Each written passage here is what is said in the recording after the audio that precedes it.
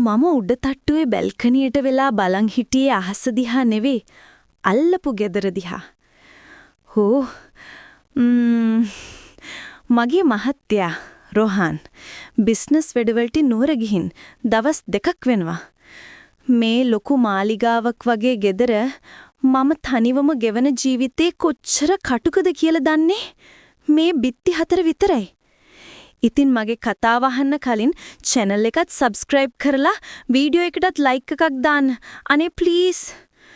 වෙලාව හවස 6 පහ වෙලා. ඒත් පරිසරය තිබුණේ මහා රෑ වගේ කළුර වෙලා. මගේ ඇස් නිතරම යොමු වුණේ අල්ලපු ගෙදර මගේ පුතාගේ වයසේ ඉන්න කොල්ලගේ අවිෂ්කගේ කාමරේ ජනේලේ දිහාට. මම යාට පුරුද්දට පුතා කිව්වට ඇත්තටම මගේ හිතේ එයාගෙන තියෙන්නේ පුතෙක්ට තියෙන ආදරයක්ද කියන එක මටම ප්‍රශ්නයක් වෙලා තිබුණේ ගොඩක් කාලෙකින්දන්. එයාට වයස 28ක් විතර ඇති. ඒත් එයා ජිම් ගිහින් හදාගත් ඇඟපත එයාගේ පිරිමි පෙනුම දිහා බලන් කිද්දි මගේ හිතේ නලියන හැඟීම් මම යටපත් කරගත්තේ හරිම අමාරුවෙන්. මම දන්නවා එයා මම දිහා හොරෙන් බලන බව. මම හවසට මල් පැලවලට වතුර දානකොට සමහර වෙලාවට හිතාමතාම ඇඟට හිර වෙන ඇඳුම් ඇඳගෙන මිදුලට බහිනකොට එයාගේ කාමරේ ජනේලේ රෙද්ද එහා මෙහා වෙනවා මන් දැකලා තියෙනවා. ගෑණියෙක්ට තමන් දිහා පිරිමියෙක් ආශාවෙන් බලනවා කියන එක දැනෙනකොට දැනෙන සතුට තෘප්තිය මම වින්දා.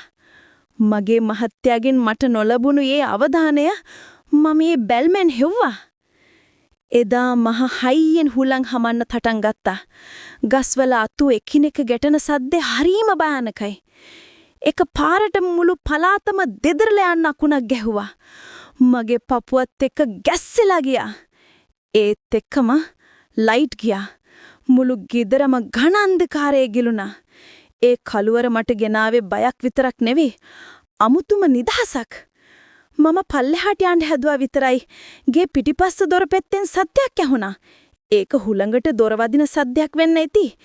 ඒත් ඒ වෙලාවේ මට හිතුනේ වෙන දෙයක්. මේක තමයි වෙලාව.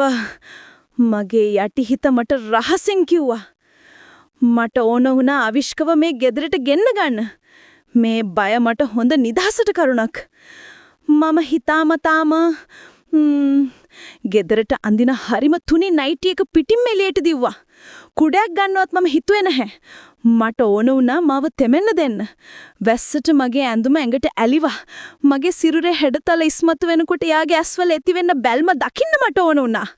මම තාප්පේ අයිනට දුවගෙන ගිහින් කතා කළා. පුතා, අවිෂ්ක පුතා. මගේ කටහඬ වැස්සේ සද්දට යටපත් වේවි කියලා හිතුණත් තත්පර ගානක් යද්දි එයා එළියට ආවා. ෆෝන් එකේ ටෝච් එළිය මගේ මූණට වැටුණා. එයා මාව දැකපු ගමන් ගල් ගැහුණා වගේ වුණා. මම වෙවිලනුවා. ඒ සීතලට වඩා මගේ හිතේ ඇති වුණු උද්වේගය නිසා. ඇයි ඇන්ටි? එයා අහගෙන දුවගෙන ආවා. අනේ පුතා, ගේටුවේ මොකක්ද සද්දයක් ඇහුණා. මට බයයි. රෝහනුත් නෑනේ. මම කිව්වේ මගේ පපුවට අත තියාගෙන. වැස්සට තෙමිලා මගේ ඇඳුම පපුවට ඇලිලා තිබුණේ. එයාගේ ඇස් මගේ මූණෙන් පහළට ගලාගෙන යනවා මම දැකලා. ඒ බැල්ම මගේ ඇඟ ඇතුලේ ගින්දර කැවිලුවා. හරි ඇන්ටි, යමු ඇන්ටි. මම බලන්නම්. එයා ගේට්ටුව පැනලා ඇවිල්ලා මට කුඩේ ඇල්ලුවා.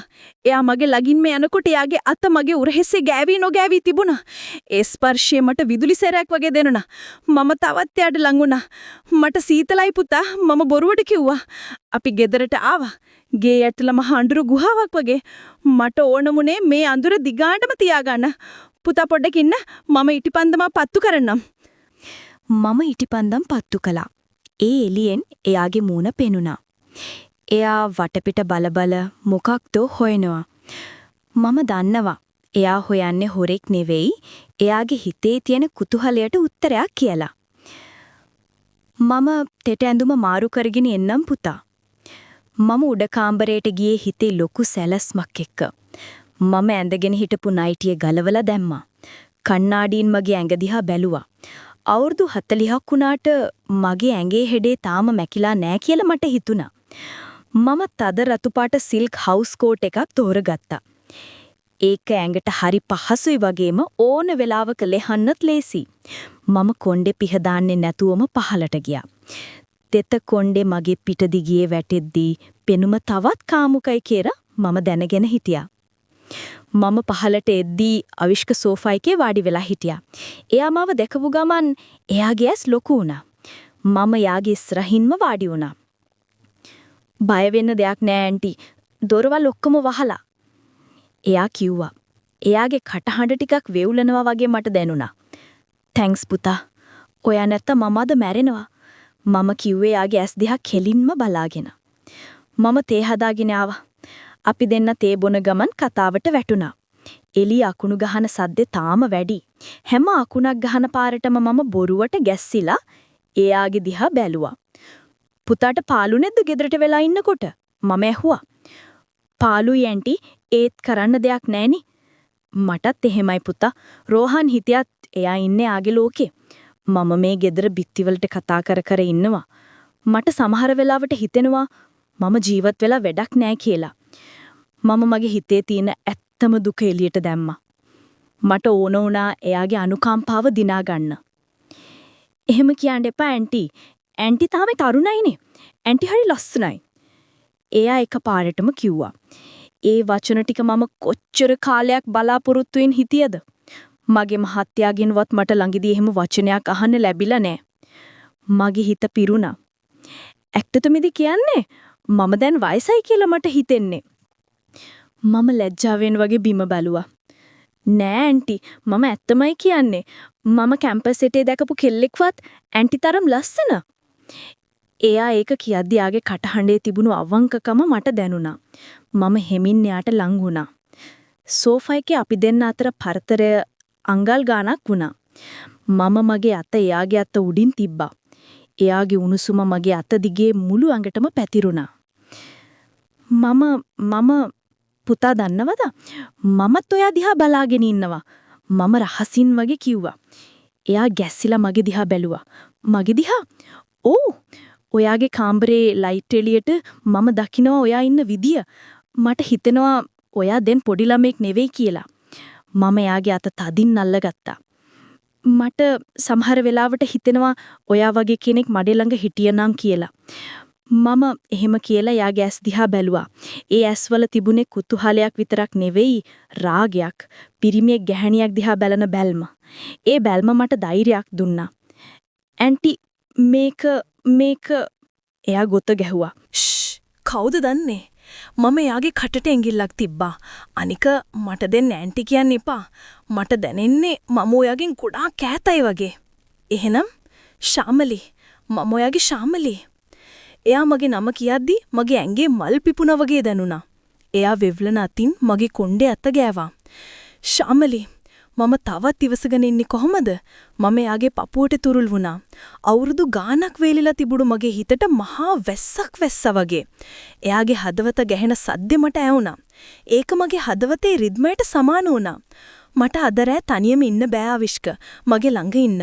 මම එයාගේ කනට කොඳුරලා කිව්වා. එයා මොකුත් කිව්වේ නෑ. එයා මව තද කරලා බදාගත්තා. ඒක තමයි මම බලාපොරොත්තු වුණු උත්තරේ. "යමු උඩට. මෙතන සීතලයි." මම එයාගේ අතින් අල්ලගෙන නැගිට්ටා. අපි පඩිපෙළ නැග්ග නෙවෙයි, පාවෙලා ගියා වගේ මට දැනුනේ.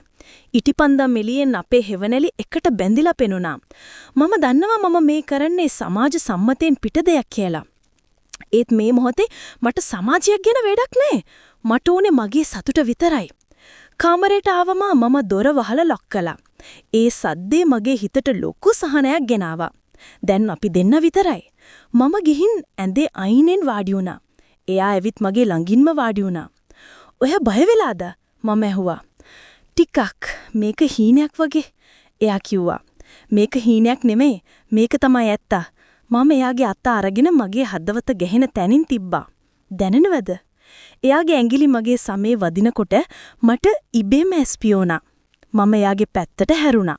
ඉටිපන්දමේ අඳුරු එළියෙන් එයාගේ මූණ හරිම ආකර්ශනීයයි. මම හෙමින් එයාගේ මූණට ලං වුණා. එයා මගේ නෑතුනේ නෑ. එයාගේ හුස්ම මගේ මූණට වැදුනා. මගේ තොල් එයාගේ තොල් ළඟටම ගෙනාවා. මට ඕනේ උනේ මේ පොඩි කොල්ලව මගේ කරගන්න. එයාගේ තරුණකම මගේ කරගන්න. හරියටම ඒ මොහොතේම අපේ පවුලේ පරණ ලෑන්ඩ් ෆෝන් එක මහා හයියෙන් රින් වෙන්න ගත්තා. ඒ සද්දේ හරියට මගේ ඔළුවට අතින් ගැහුවා වගේ වුණා. අවිෂ්ක එක පාරටම ගැස්සිලා ඇත්තුණා. මට දැනුනේ පුදුම තරහක්. කවුද මේ වෙලාවේ? මම අකමැත්තෙන් වගේ ෆෝන් එක ගත්තා. ඒ රොහාන්. හලෝ මම කතා කළේ හුස්ම හිර කරගෙන. මම රොහාන් එක කතා කරන ගමන් අවිෂ්ක දිහා බැලුවා. එයා ඇඳේ අයිනට වෙලා බිම බලාගෙන ඉන්නවා. එයාගේ මූණේ තිබුණේ අපරාධයක් කළ වගේ හැඟීමක්. මට දුක හිතුණා. අපි කොච්චර ළඟට ආවද? රොහාන් එක කතාව ඉවර කරලා මම ෆෝන් එක තිබ්බ විතරයි එකපාරටම ලයිට් ආවා. කාමරේ පුරාම පෙතිරුණු ආලෝකය හරියට අපිව නිරුවත් කරා වගේ. විදුලි පංකාව කරකැවෙන්න ගත්තා. අර අඳුලේ තිබුණු මායාකාරී හැඟීම, ඊ ධෛර්යය වාෂ්ප වෙලා ගියා. මගේ ඉස්සරහා ඉන්නේ මගේ පෙම්වතා නෙවෙයි, අල්ලපු ගෙදර පොඩි කොල්ලා කියලා මට ආයෙත් මතක් වුණා. රෝහාන් හෙට එනවලු. මම කිව්වේ වචන ගල්ප ගන්න බැරුව. එහෙනම් මම යන්නම් ඇන්ටි. දැන් ලයිට් ආවනේ. එයා කිව්වා. එයා ආයෙත් මට ඇන්ටි කිව්වා. ඒ වචනෙට මගේ හිත පාරලා ගියා. අපි දෙන්න අතර අමුතු නිශ්ශබ්දතාවයක් තිබුණා. එයා ඉක්මනට නැගිටලා කාමරෙන් එළියට ගියා. මම එයාගේ පස්සෙන් ගියේ නෑ. මම උඩ තට්ටුවේ රේලින් එක ගාවට වෙලා බලන් හිටියා එයා පහළ දොර අරගෙන යන හැටි. එයා ගේට්ටුවෙන් එළියට බැහැලා පාරක් හැරිලා බැලුවා. මම බැල්කනියේ ඉන්නවා එයා දකින්න ඇති. එයා මුකුත් නොකිය අඳුරෙම නොපෙඩී ගියා. මම එවිත් ආයෙත් ඇඳට වැටුණා. ඇඳේ ඇතිරිල්ලේ උඩ තාම එයාගේ රස්නය තියෙනවා වගේ මට දැනුණා. මගේ අතේ එයාගේ සුවඳ රැඳිලා තිබුණා. මම කොට්ටේ බදාගෙන ඇස් පියාගත්තා. අද රෑ වෙච්ච දේ සම්පූර්ණ වෙන්නේ නෑ. අපි සීමාව පැන්නා. ඒත් සම්පූර්ණයෙන්ම නෙවෙයි. ඒත් මම දන්නවා අදින් පස්සේ මමයි අවිෂ්කයි අතර තියෙන බැඳීම කවදාවත් ඉස්සර වගේ වෙන්නේ නෑ කියලා. එයා මාව දැක්කේ වෙනද දකින්න ඇන්ටි විදියට නෙවෙයි, හැංගියම් තියෙන ගැහණියක් විදියට. මමත් එයාව දැක්කේ පිරිමියෙක් විදියට. හෙට උදේට එයා මාව දැක්කම කොහොම මූණ දෙයිද? ලැජ්ජා වෙයිද? නැත්තම් අර අඳුරේ තිබුණු බැල්ම මායේ ත්‍යාගේ ඇස්වල තියෙයිද? මේ ප්‍රශ්න එක්ක මගේ හිතේ අමුතුම සතුටක් වගේම කුතුහලයක් පිරීලා තිබුණා. වැස්ස පායලා තිබුණත් මගේ හිතේ ඇතිවුණු කුණාටුව තාම ඉවර නෑ. මේක ආරම්භයක් විතරයි. තහනම් දේවල් වල රස වැඩි කියන්නේ බොරුවට නෙවෙයිනේ. රෝහන් හෙට ආවට පස්සේ ආයෙත් යයි. එදාට මම hina වෙලා ඇඳේ අනිත් පැත්තට හැරුණා.